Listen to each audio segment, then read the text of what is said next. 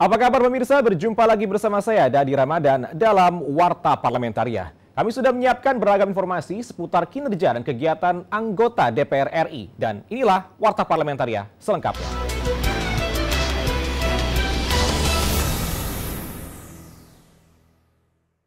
Poin kompensasi bagi BUMN seperti PLN dan Pertamina yang disebut-sebut masuk ke program pemulihan ekonomi nasional dinilai bukanlah sesuatu yang baru.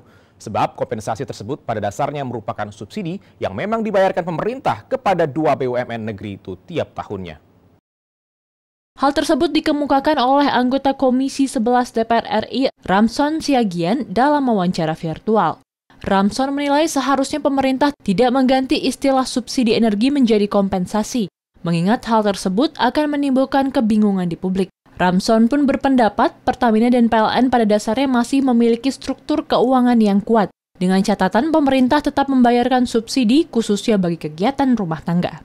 Yang dilaksanakan oleh pemerintah seperti membayar subsidi untuk PLN dan Pertamina, karena itu sudah belasan tahun, sudah puluhan tahun, karena pemerintah memprotek pelanggan yang 450 VA dan 900 VA. Untuk memproteksinya pemerintah membayar, itu namanya subsidi. Ramson menambahkan dengan tidak dimasukkannya subsidi energi oleh pemerintah ke dalam program pemulihan ekonomi nasional atau PEN juga dapat berimplikasi positif pada pasar. Hal ini secara psikologis akan memberikan angin segar bagi iklim investasi Indonesia dan membuat investor kembali menanamkan modalnya. Dengan kebijakan moneter yang tepat dari BI, posisi rupiah kita kan menguat. Jadi market juga oke. Kalau jual surat utang sebenarnya masih laku kita punya ini. Alda Gustari, TVR Parlemen, melaporkan. Satuan Tugas atau Satgas lawan COVID-19 DPR RI melakukan koordinasi dengan organisasi keagamaan yang salah satunya pimpinan Pusat Muhammadiyah dalam rangka penerapan tatanan hidup baru atau New Normal. Salah satu masukan yang disampaikan mengenai protokol kesehatan di rumah ibadah di tengah pandemi COVID-19. Ditemui usai melakukan diskusi dengan pimpinan Pusat Muhammadiyah di kantor PP Muhammadiyah Jakarta baru-baru ini, Wakil Ketua DPR RI Sufmi Dasko Ahmad yang juga Koordinator Satgas lawan COVID-19 DPR RI mengatakan, Satgas melakukan diskusi dengan berbagai organisasi keagamaan untuk melakukan diskusi dalam pelaksanaan pelonggaran PSBB. Kami datang ke PP Muhammadiyah, itu kemudian diskusi banyak soal bagaimana pelaksanaan atau protokol COVID nanti kalau seandainya PSBB dilonggarkan, itu di rumah-rumah ibadah. Kemudian apakah waktunya sudah pas atau belum. Lalu kemudian kami juga membahas bagaimana soal ibadah haji. Sekretaris Umum PP Muhammadiyah Abdul Mukti mengatakan, Muhammadiyah menghimbau pemerintah menyampaikan konsep new normal secara jelas kepada masyarakat. Abdul Mukti menambahkan, dengan penyampaian yang jelas mengenai new normal di tengah pandemi, tentunya tidak menimbulkan kesalahpahaman di kalangan masyarakat ataupun umat beragama. Jadi Muhammadiyah sejak awal menyampaikan agar konsep mengenai relaksasi, konsep mengenai new normal, dan berbagai pernyataan yang disampaikan para pejabat itu disampaikan secara jelas kepada masyarakat. Zikri dan Denus, TVR Parlemen, melaporkan. Anggota Komisi 1 Yan Permenas Mandenas berharap duta besar yang terpilih dalam seleksi calon duta besar dapat berkontribusi untuk perkembangan Indonesia dan dunia internasional. Anggota Komisi 1 DPR RI Yan Permenas Mandenas berharap duta besar yang terpilih dalam seleksi calon duta besar dapat berkontribusi untuk perkembangan Indonesia dan dunia internasional.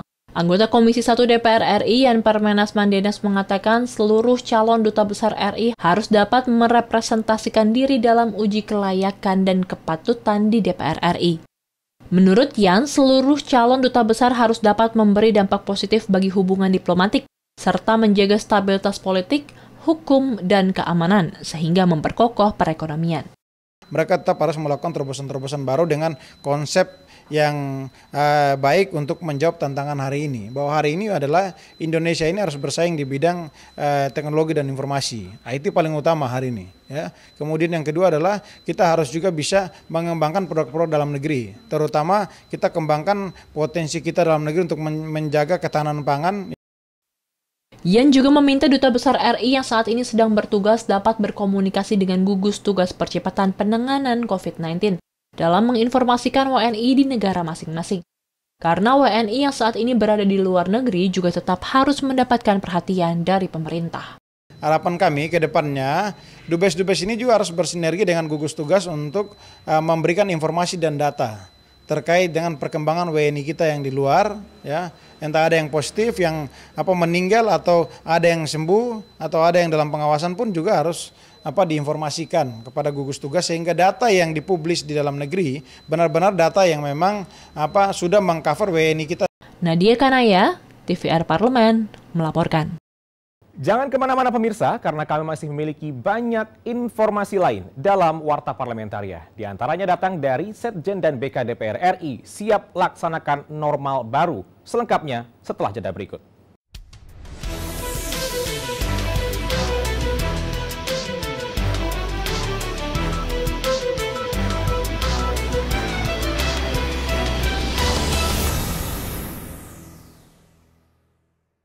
Sekretariat Jenderal dan Badan Keahlian DPR RI telah siap untuk melaksanakan era normal baru, yakni tetap produktif namun tetap memperhatikan protokol kesehatan.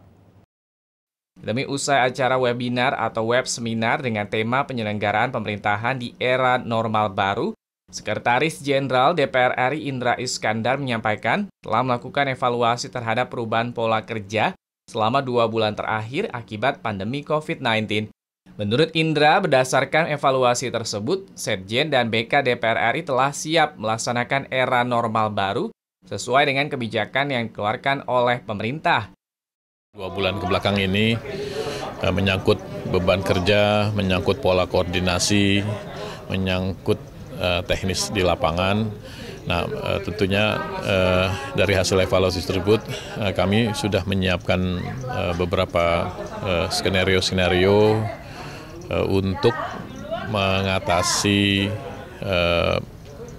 pandemi COVID ini paling nggak sampai 6 bulan ke depan, yaitu tentang protap atau protokol dalam bekerja, protokol kesehatan. Indra Iskandar memaparkan hal-hal yang dipersiapkan yaitu terkait dengan protokol dalam bekerja, protokol kesehatan maupun operasional perkantoran. Kita harus mempersiapkan yang disebut persidangan itu apakah physically ataukah menggunakan virtual, itu harus diatur. Gitu. Nur Fuad dan Ade, TVR Parlemen, melaporkan. Pemirsa, dalam rencana menghadapi era new normal di tengah pandemi COVID-19 yang semakin meningkat di Indonesia, Komisi 9 DPR RI mendorong Kementerian Kesehatan dan gugus tugas percepatan penanganan COVID-19 untuk meningkatkan sosialisasi dalam menjalankan protokol kesehatan di setiap fasilitas umum, informasi zona merah COVID, dan mengedukasi masyarakat umum dalam mencegah penularan COVID-19. Ditemui di Jakarta baru-baru ini, Wakil Ketua Komisi 9 DPR RI Nihayatul Wafiroh mengatakan, era new normal mau tidak mau harus dipersiapkan dan diterapkan. Nihayatul menegaskan kedisiplinan diri menjadi hal yang sangat penting untuk mencegah penularan COVID-19. Pemerintah harus melakukan sosialisasi yang jelas kepada masyarakat, sehingga masyarakat punya pemahaman bagaimana sih sebenarnya virus itu bertransmisi dari satu ke yang lain. Yang kedua adalah kesiapan secara infrastruktur juga. Nihayatul menambahkan seharusnya pemerintah mengajak tokoh masyarakat dalam melakukan sosialisasi pencegahan COVID-19. Nihayatul berpendapat peran rukun tetangga dan rukun warga atau RT dan RW perlu diperkuat. Sebenarnya tumpuan sekarang itu pada level pemerintahan paling bawah, RT, RW, kelurahan, desa.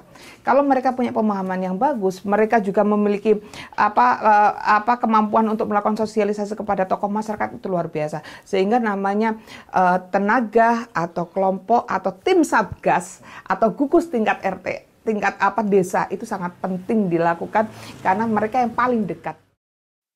Tim Liputan TVR Parlemen melaporkan. Satuan Tugas atau Satgas lawan COVID-19 DPR RI menghimbau pemerintah lebih memperhatikan sarana dan prasarana protokol kesehatan di rumah ibadah. Ditemui saat Satgas lawan COVID-19 DPR RI menemui MPH-PGI di Geraha Oikomene, Jakarta, terkait penerapan new normal di rumah ibadah, Wakil Ketua DPR RI sekaligus Koordinator Satgas Lawan COVID-19 DPR RI Sufmi Dasko Ahmad mengatakan, kunjungan ke PGI untuk membahas penormalan kembali rumah ibadah di tengah pandemi. Menurut Sufmi, protokol COVID-19 di rumah ibadah harus menjadi perhatian dari pemerintah yang segera dilengkapi. Adalah Persekutuan Gereja-Gereja Indonesia juga mensyaratkan di rumah-rumah ibadah di bawah PGI itu apabila kemudian nanti akan dinormalkan fungsinya, itu soal sarana prasarana protokol COVID-19 agar dapat mendapat perhatian dari pemerintah dalam melengkapinya. Ketua Umum PGI Pendeta Gomar Gultom mengapresiasi DPR RI yang membentuk Satgas dan langsung turun ke lapangan. Hal tersebut menjadi bentuk keseriusan bangsa Indonesia untuk menanggulangi pandemi bersama-sama. Pendeta Gomar Gultom menyampaikan dalam memasuki masa new normal, PGI siap mengikuti aturan standar kesehatan dari pemerintah. Bagaimana sebaiknya kita maju dalam draft bersama antara pemerintah, parlemen, dan seluruh elemen masyarakat. Ada prasyarat-prasyarat yang ditentukan dalam memasuki apa yang disebut dengan the new normal itu oleh WHO, dan sebaiknya itu juga kita patuhi dalam kerangka pelonggaran atau relaksasi. Zikri dan Denus, TVR Parlemen, melaporkan. Wakil Ketua Badan Legislasi DPR RI Willy Aditya mengatakan rancangan Undang-Undang Cipta Kerja sangat mendukung kemajuan riset dan inovasi di Indonesia.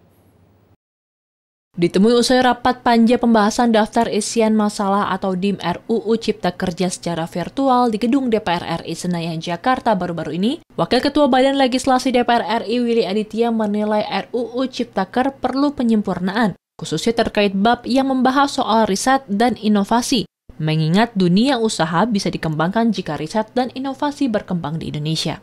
Sebuah negara yang maju itu butuh scientific approach, apalagi ini undang-undang untuk kemudahan berusaha, penciptaan lapangan pekerjaan, kemajuan dunia industri kita. Tentu harus ada pendekatan yang lebih komprehensif. Nah, juga koperasi juga syarat pendiriannya kemarin cuma 5 orang bisa mendirikan koperasi, banyak catatan lah. Anggota Badan Legislasi DPR RI Sodik Mujahid mengatakan, dalam pembahasan RUU ini, semangat seluruh fraksi di DPR RI ingin agar dunia usaha dan nasib buruh makin baik dengan kehadiran RUU Cipta Kerja tersebut. Sodik berharap dengan RUU Cipta Kerja tersebut bermunculan dunia usaha baru di Indonesia, dengan didukung perkembangan riset dan teknologi, sehingga inovasi tersebut dapat mensejahterakan rakyat. Kalau sebelumnya katakanlah agak sedikit menyudutkan tenaga kerja, maka setelah kita rundingan ingin dicari titik temu. Ya, investasi jalan terus, industri jalan terus, tapi hak-hak mereka itu juga tidak diabaikan, harus kita pertahankan. Prinsip dasarnya seperti itu. Tim Liputan TVR Parlemen melaporkan. Pemirsa, kami masih memiliki banyak informasi lain dalam Warta Parlamentaria. Jadi tetaplah bersama kami.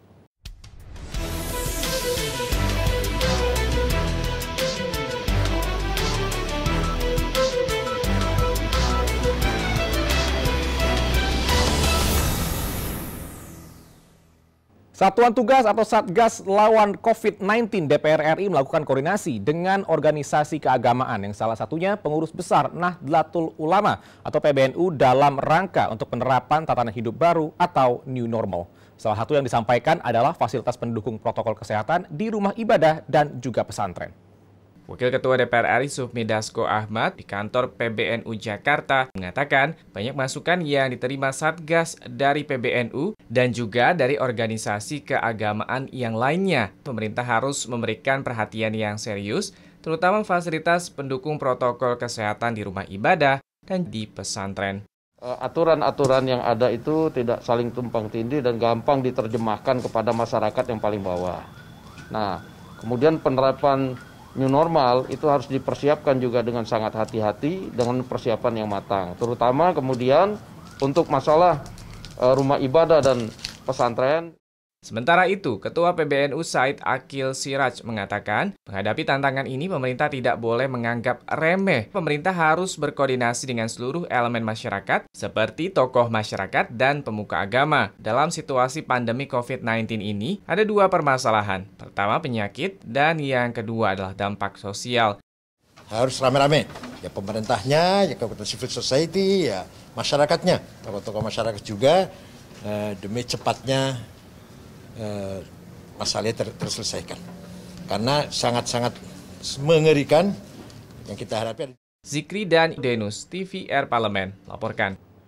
Anggota Badan Legislasi atau Balek DPR RI meminta pemerintah untuk meninjau kembali keberadaan pasal-pasal yang baru agar tidak tumpang tindih bahkan lebih berbelit-belit.